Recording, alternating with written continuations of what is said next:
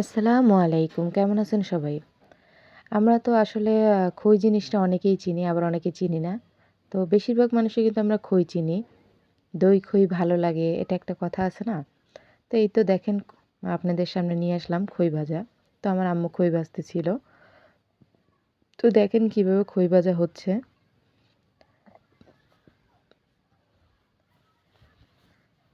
আসলে আমাদের বাসায় তো অনেক কড়াই আছে, কিন্তু সব কড়াইতে এগুলো ভাজা যাবে না, তাহলে কড়াই নষ্ট হয়ে যাবে। তো আন্টির কাছ থেকে একটা কড়াই নিয়ে আসছে, তো ওই কড়াইতেই প্রথম বালিগুলো ভালো করে গরম করতে হবে। তো গরম করে এটার মধ্যে কিছু ধান, মানে ধান আছে সেই শুকনো ধানগুলো দিয়ে দিয়ে দিতে হবে।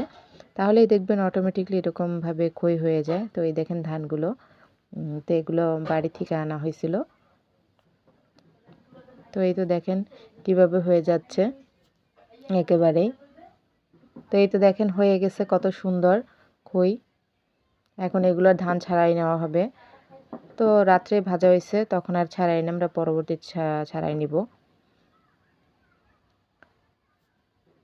তো এই তো দেখেন আবার দিবে। এই যে ধানগুলো দেখেন, যে কোনো ধরনের ধান হলেই হবে, কোনো সমস্যা নেই। এই তো আবার দিয়ে দিল ধানগুলো। এই যে দেওয়ার সাথে সাথে দেখেন কিভাবে প্রসেসিংটা, আপনারা একটু দেখেন কিভাবে নাড়তে হবে ভালো করে। এই যে দেখেন যত লাড়বে ততই এটা, ওই যে এই দেখেন কিভাবে কত সুন্দর হচ্ছে, পপকর্নের মতনই। পপকর্নে তো কোনো বালি লাগে না, আর এটাতে দেখেন বালির গরমে একদম ফুটে যাচ্ছে, কত সুন্দরভাবে হয়েছে। তো পপকর্নে তো এক্সট্রা কোনো ঝামেলা নাই যে এটা ক্লিন করার জন্য, কিন্তু এটাতে অনেক ঝামেলা আছে। কারণ এই যে ধানগুলো ছাড়াতে হবে, প্রত্যেকটা ধান ছাড়াতে হবে, তারপরে এই যে বালি থাকবে সেগুলো করতে হবে। তো এটার আরও কাজ আছে।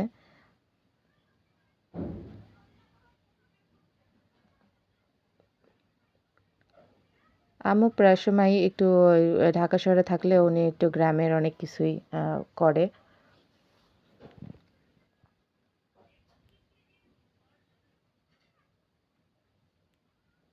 এগুলো হয়তোবা আমরা আয়ত্ত করতে পারবো কিনা জানি না। বাট আমাদের মা খালারা তারাই তো এগুলো একটু এখন পর্যন্ত আয়ত্ত করে আছে। তো আবার দেখেন আবার দিয়ে দিল, দেখতে থাকেন।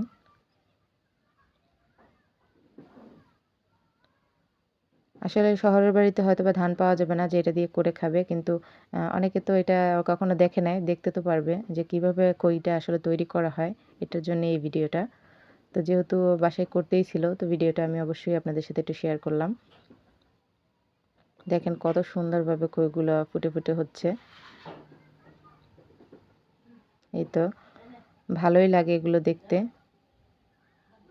তো এমনটাই হয়েছে, আমরা দুই ভাই বোনে ভিডিও করতেছিলাম। যাই হোক,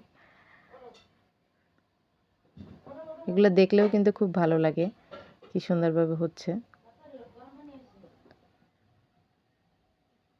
দেখেন কত সুন্দরভাবে খইগুলো হয়ে গেল।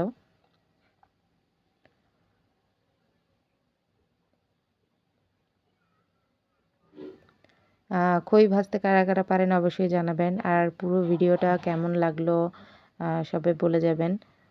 আমার কাছে আসলে খুবই ভালো লাগছে এভাবে যে খই ভাজা। আমি তো হাতে নিয়ে নিয়ে পরে আপনাদের দেখাইতেছিলাম। এই দেখেন কি সুন্দর খই ভাজাগুলো হয়েছে। আমি তখনই খেতে পারিনি, কারণ এগুলো এখনও ক্লিন করতে হবে আরও।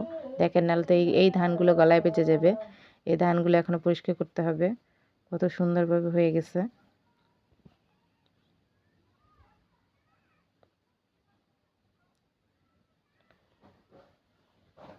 যে একটা ভেঙে দেখাই কি কি মচমচে হয়েছে।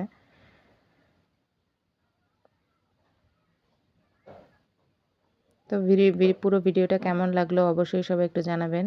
আর যাদের কাছে ধান আছে অবশ্যই ট্রাই করবেন। আসসালামু আলাইকুম।